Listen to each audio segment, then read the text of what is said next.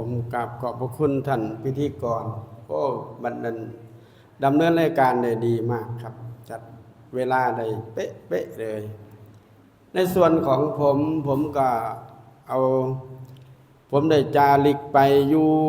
ทางอำเภอบ้านไม้ชัยพจน์แตะกอนก็มีญาติมีโยมเข้าวัดกับบ่เท่าใดนะครับ ตอนนี้ก็มีญาติมีโยมเข้าวัดมาจำศีลก็ทุกปีผ่านมาก็34-35ท่านนะครับว่าปีนี้ก็มีญาติโยมเข้ามาจำศีล30ท่านมื้อนี้ก็เอามา8ท่านครับบ่มีรถพามาก็เอาไว้วัดอยู่นั่นตอนนี้ก็ยกเฝ้าวัดอยู่นั่นเฝ้าวัดบ่แม่นนั่งนินทากันเด้ครับก็คือโยมผู้อยู่หันก็ให้จับไม้กวาดปัดกวาดเช็ดถูดูแลความสะอาดของวัดเพราะว่าบางหม่องเนาะบ่ได้ว่าเขาเจ้าดอกบางเที่ยไปวัดประจำศีลก็ไปนั่งคุยกันเรื่องเจ้าของแล้วก็ไปคุยกันเรื่องผู้อื่นคุยเรื่องผู้อื่นน่ะก็เอิ้นว่านินทานินทาผู้นั้นนินทาผู้นี้หาลางเที่ยก็บัดที่นี่ผู้เขามาใหม่เขาบ่ฮู้นำก็เลยทำให้บ่ไปดอกจำศีลน่ะไปนั่งจับกลุ่มคุยกันซื่อๆบ่ได้หยังจังซี่น่ะจ้ะแต่ว่าอาตมาจาริกไปอยู่หั่นก็พยายามพาเหตุพาทำตรงนั้นบ้างตรงนี้บ้างถ้าว่างก็เอิ้นมาสวดถวายพรพระแน่สวดมนต์บทนั้นบทนี้พาย่างจงกรมอ้อมศาลาแน่ผ้าปัดผ้ากวาดคือพาเหตุพาทำวันนี้จากแรกๆนะครับประมาณ10กว่าคนต่อมาทุกมื้อนี่ก็30กว่านะจังปีนี้ก็30พอดีอุบาสกก็มี2ท่านนอกนั้นก็มีแต่อุบาสิกาคนรุ่นใหม่ๆก็เข้ามาวัดมาจำศีลเห็นความสำคัญนี่แหละจึงบอกว่า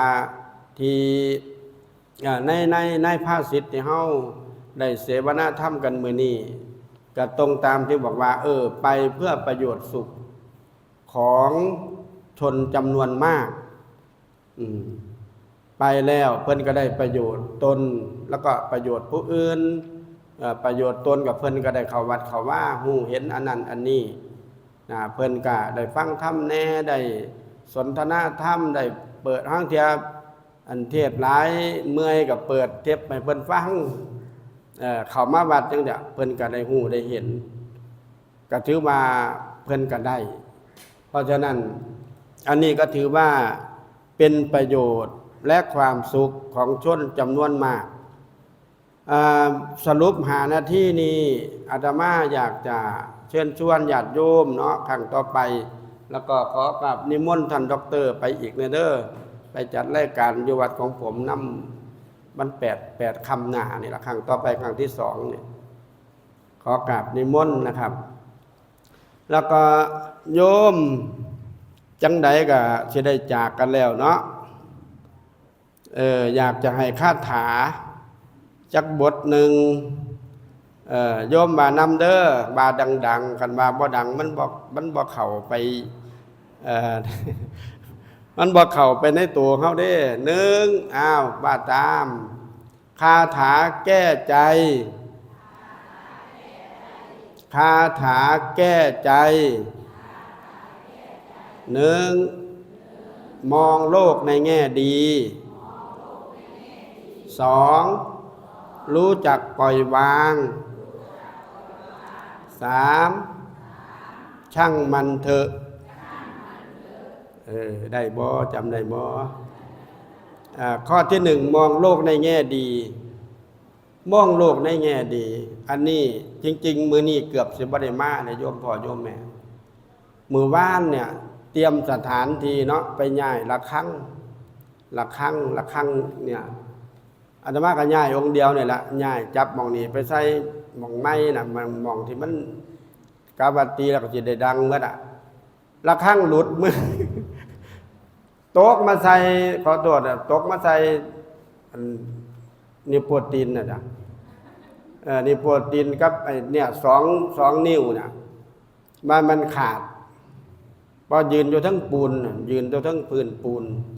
แล้วก็จับระฆังขึ้นไปย่ายไปเฮ็ดตกลงมาโอ้ยความเจ็บความปวดเนี่ยจะมันน้ำตาออกน้ำตาไหลเลยนะบ้ามันเจ็บปานนี้ที่คิดได้จะป้าบ่เคยเจ็บปานนี้จักเที่ยโอ้ยมื้ออื่นสิไปธรรมสัญจรวัดหลวงปู่นี่ย่านบ่ได้ไปอยู่เด้อคิดมันเจ็บแห้งปวดดีว่าบ่ขาดเดี๋ยวนี้ก็นิบโบเขียวมาเลยเล็บเขียวมาเลยมื้อนี้ก็ย่างเขายอกมาน่ะจ้ะเจ็บคักหลายก็เลยนั่งเบิ่งนั่งเบิ่งว่าความเจ็บมันอยู่หม่องใดเนี่ยมันเจ็บมันอยู่หม่องใดมันก็บ่เป็นแผลหยังแค่แต่เล็บแตกเล็บเขียวซื่อๆโอ้มันเจ็บอยู่ที่ใจตัวนี่ใจเนี่ยจนมาสั่นมันเจ็บหลายใจสั่นเลยบอกโอ้โหมันเจ็บแล้วว่าแยกออกระหว่างเจ็บใจกับเจ็บแผลนี่มันเป็นยังไงขันใจมันบ่เจ็บมันจะเจ็บบ่แผลเนี่ยคือเบาน้ำเจ้าของนะเบาเจ้าของเอาสิไปหาหมอบ่ต้องไปดอกมันบ่ขาดมันบ่เป็นแผลแยกออกระหว่างเจ็บปวดกับอันเนี่ยสุดท้ายมันเศร้ามาโยมแม่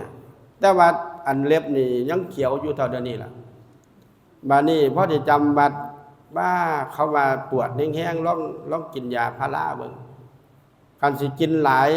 สักกะเพิ่นว่ากินยาหลายบ่ดีก็เลยหักเอาเครื่องนึงหักเอายาพาราเครื่องนึงก็เลยฉันยาก็นอนตื่นขึ้นมาก็ย่างได้เท่าเดิมนี่ก็ย่างได้แต่ว่าเอาขาย้อนลงไปโดนๆบ่ค่อยได้มันปวดเนี่ยมาแยกเบิ่ง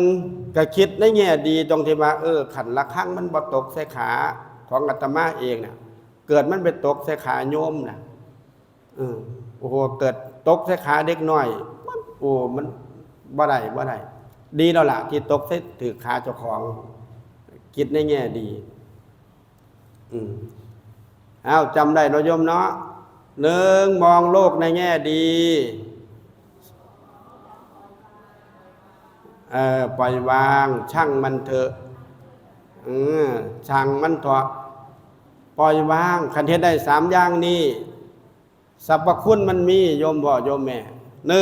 1ความดันลด ความดันลด2ยังลดอีกบัดนี้เบาหวานลดเฮาบ่เครียดความดันมันก็บ่ขึ้น